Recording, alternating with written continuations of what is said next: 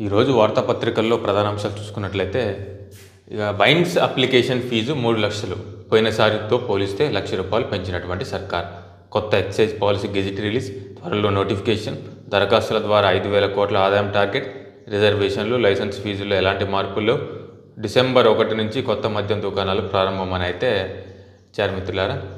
మొత్తానికైతే గతంలో 2 లక్షలు ఉండే టెండర్ వేయాలంటే ఇప్పుడు 3 లక్షలు అయినట్లయితే ఇచ్చారు.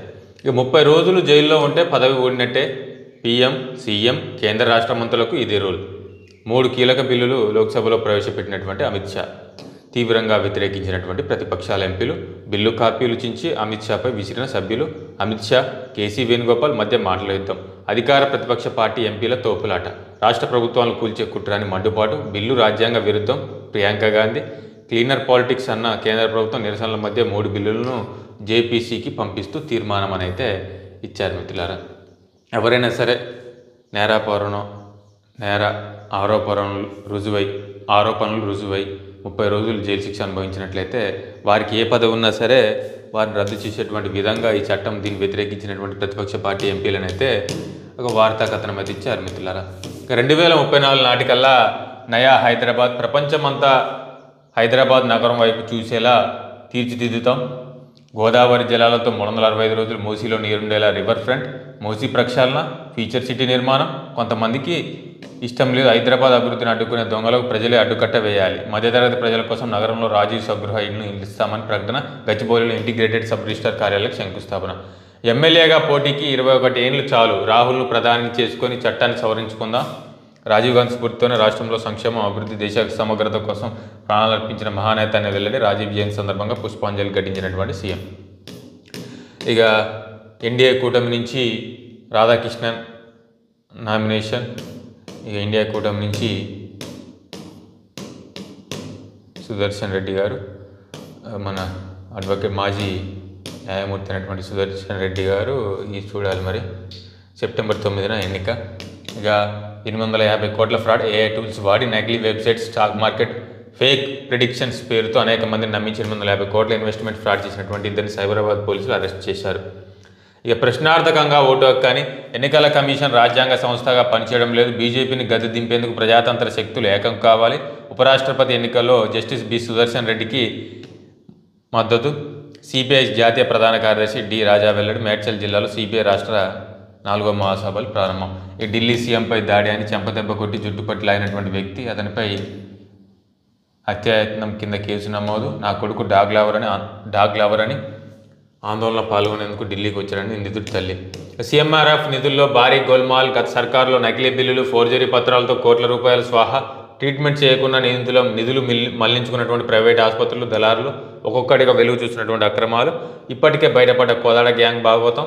నాడు ఎమ్మెల్యేల క్యాంప్ ఆఫీసుల వేదికగా దందా. ఆ ఆఫీసుల్లో పనిచేసిన వాళ్ళే అసలు సూత్రధారులు.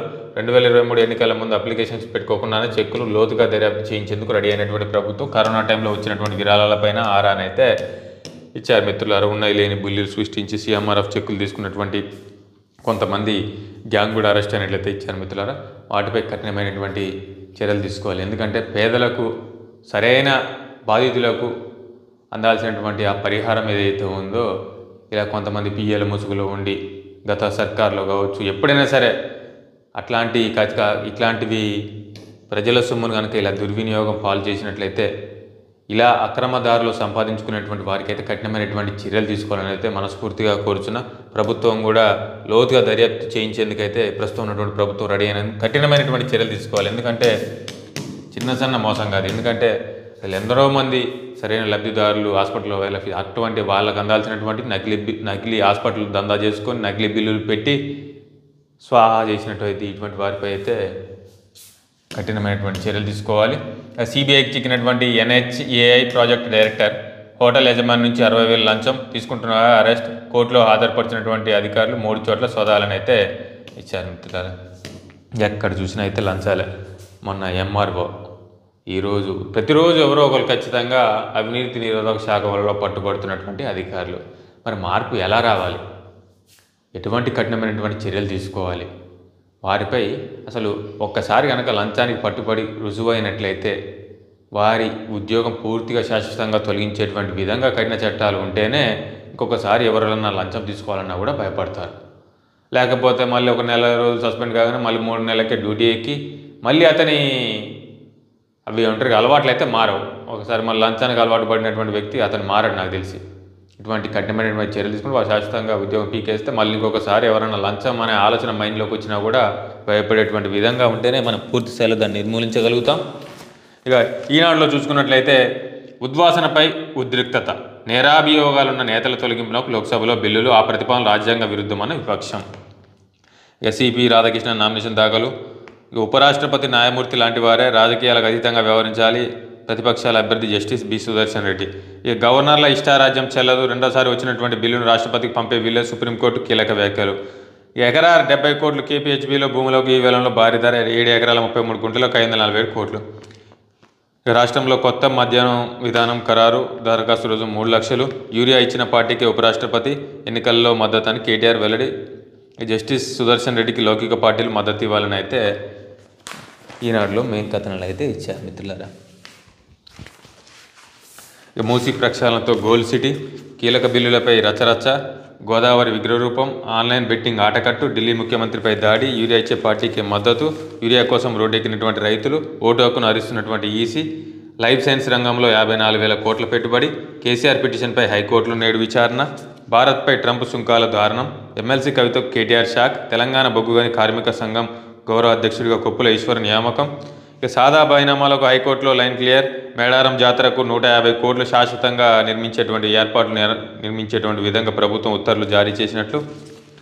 ఇక ఆంధ్రప్రభలో చూసుకున్నట్లయితే నెల రోజులు జైల్లో ఉంటే ఉద్వాసనే, మూసీతో ముందుకే ఫ్యూచర్ సిటీ తథ్యం, యూరియా వచ్చేస్తుందని అయితే మన వ్యవసాయ శాఖ మంత్రి తుమ్మల నాగేశ్వరరావు గారు. ఘోష్ నివేదికలు హైకోర్టులో నేడు విచారణ, ఉగ్ర గోదావరి.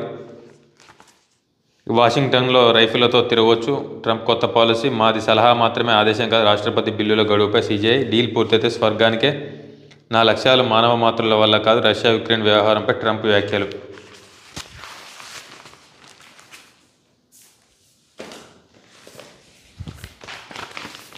ఇక సాక్షిలో చూసుకున్నట్లయితే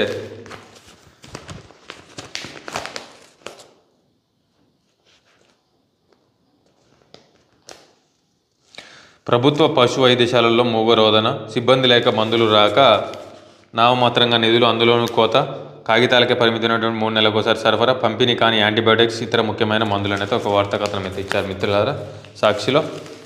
ఇక ఆంధ్రజ్యోతిలో చూసుకున్నట్లయితే ప్రజలు ఎన్నుకున్న రాష్ట్ర ప్రభుత్వాలు గవర్నర్ల దయాదాక్షిణ్యాలపై నడవాలా, ఇష్టానుసారంగా బిల్లులను తొక్కిపెట్టవచ్చు, రాజ్యాంగ పదవులు ఉన్నవారు ఇన్నేళ్ళుగా మన దేశ నిర్మాతల ఆకాంక్షలు నెరవేరుస్తున్నారా, కేంద్రానికి సుప్రీంకోర్టు రాజ్యాంగ ధర్మాసనం ప్రశ్నలు, కొనసాగుతున్నటువంటి విచారణ.